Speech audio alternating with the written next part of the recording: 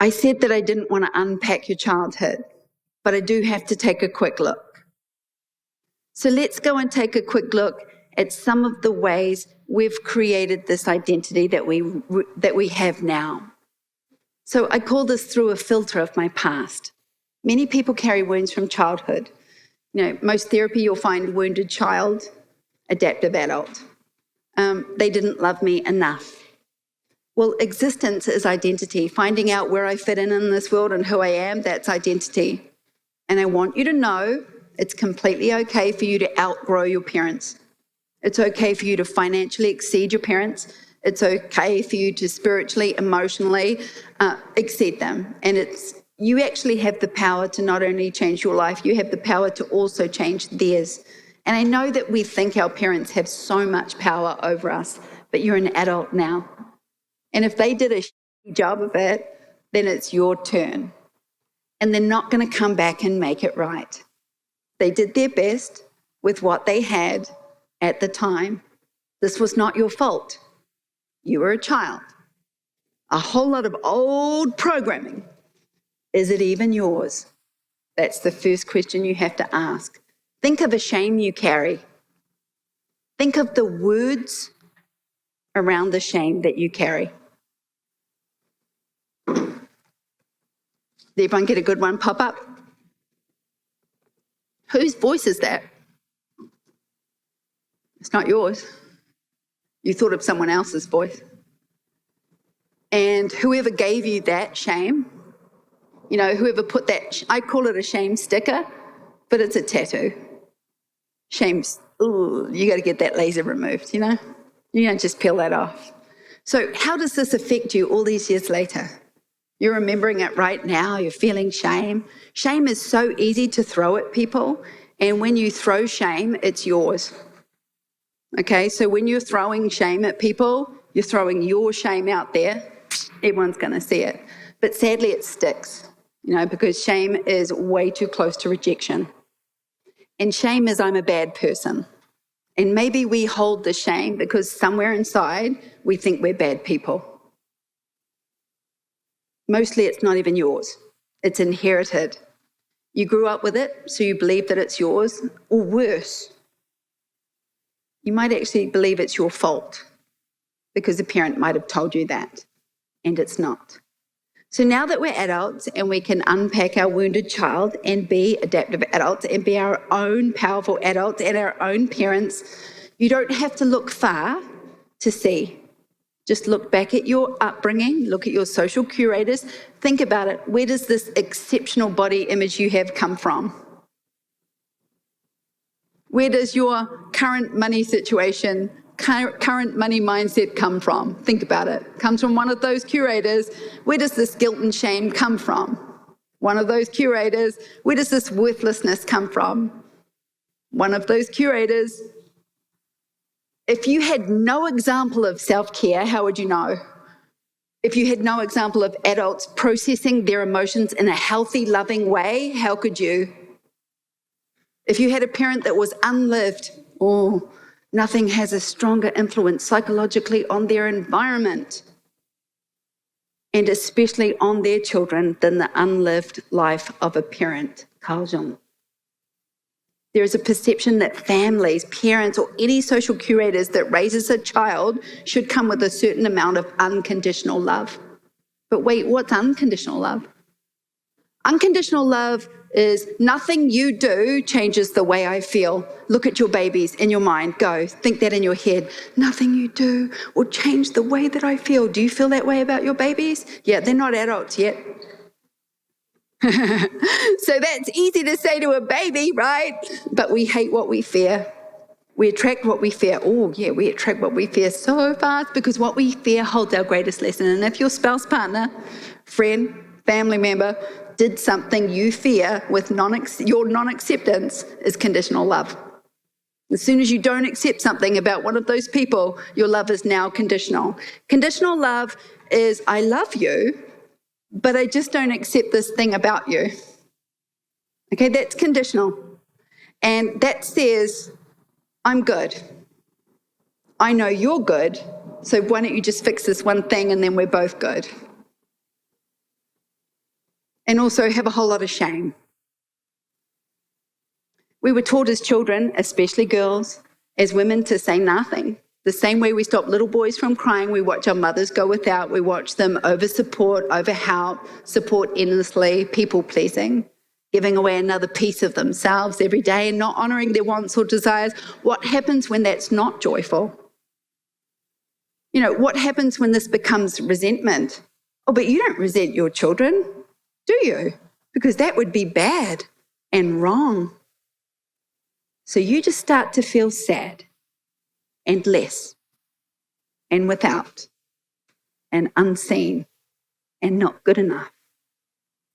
And for those of you looking at a parent saying, I could have been so much more if you had loved me more, I know there is a parent that is saying, what about me?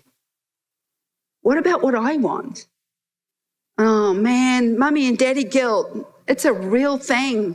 So challenge this idea internally, because your growth will not stunt your children. It will elevate them.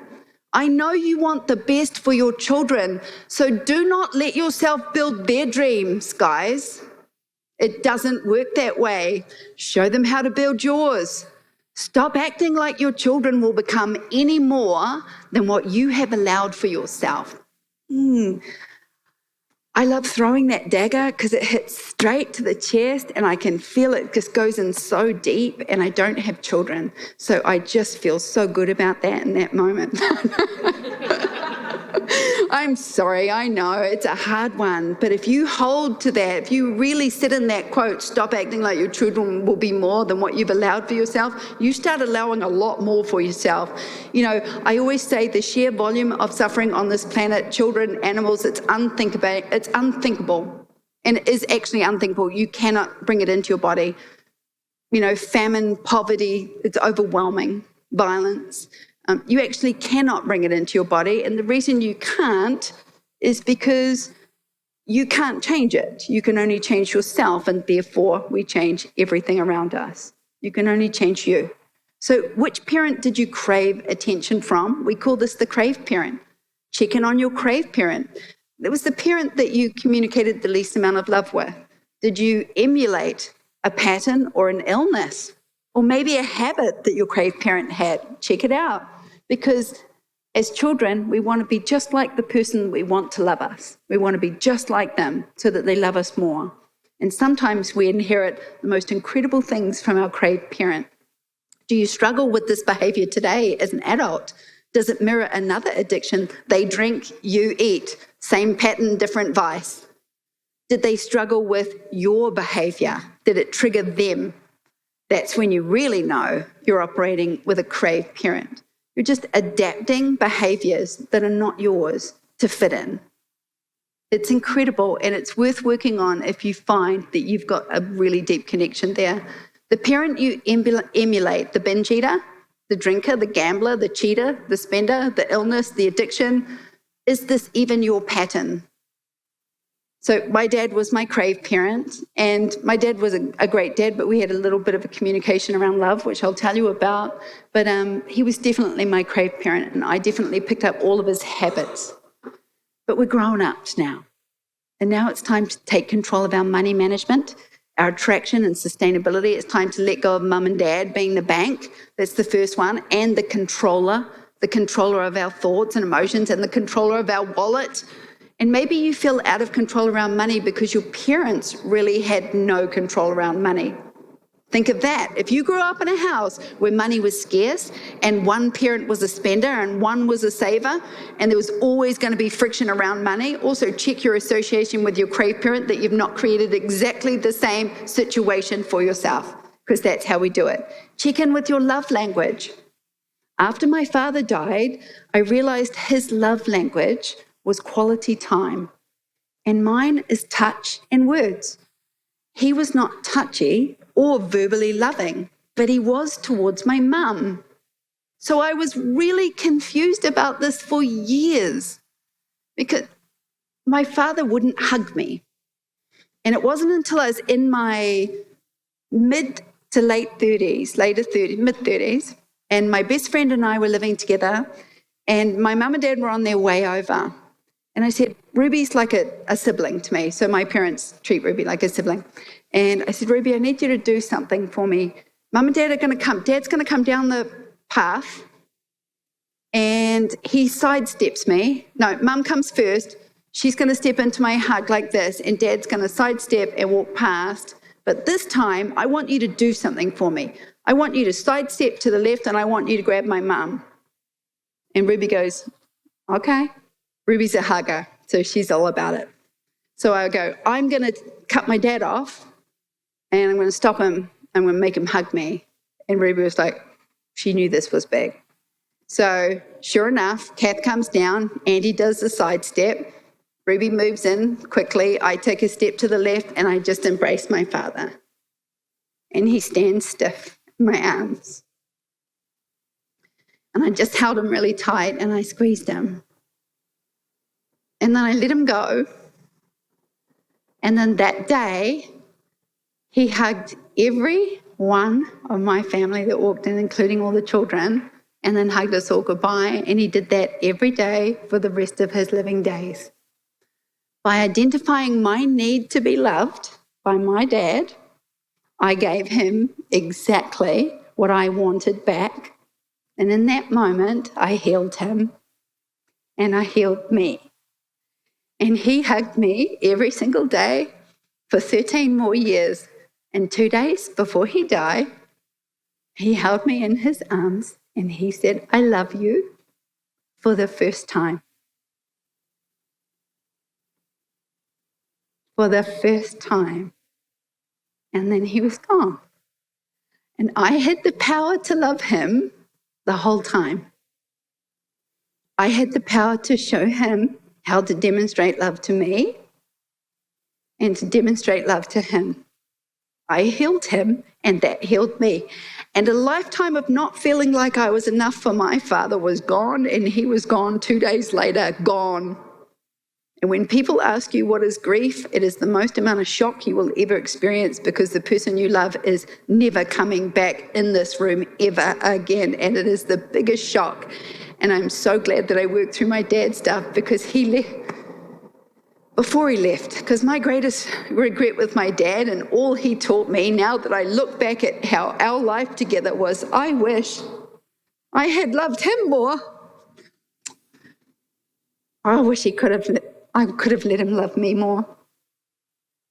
I thought for a long time that my father didn't love me enough, but that I was not enough.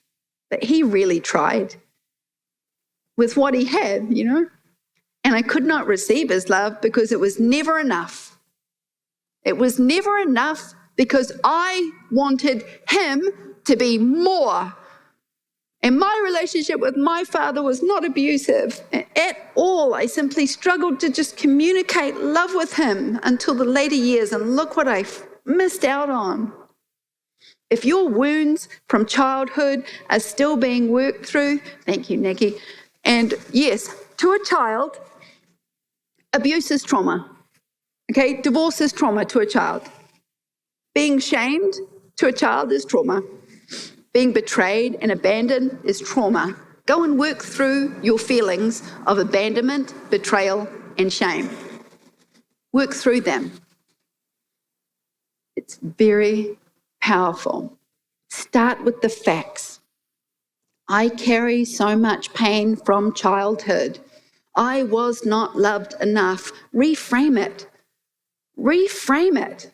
I was raised by parents or social curators that did not know how to love themselves. They struggled to demonstrate or communicate love. I had to learn how to love myself. You are not broken. You are not unlovable. You might be acting like you are, but that's not who you are. Overcoming your story, this identity, to reframe this old narrative and see yourself in a new light is why we're here. It's about taking control of how you process your emotion and your own self-perception, changing the narrative and shining love and light in all of your dark places. So that's as far as I want to look into our childhood. Because remember that as you move forward into the now, as you bring healing and as you bring creation into your now, you will let go of these old stories. They don't change who you are. They keep coming up along all day. They'll keep coming up.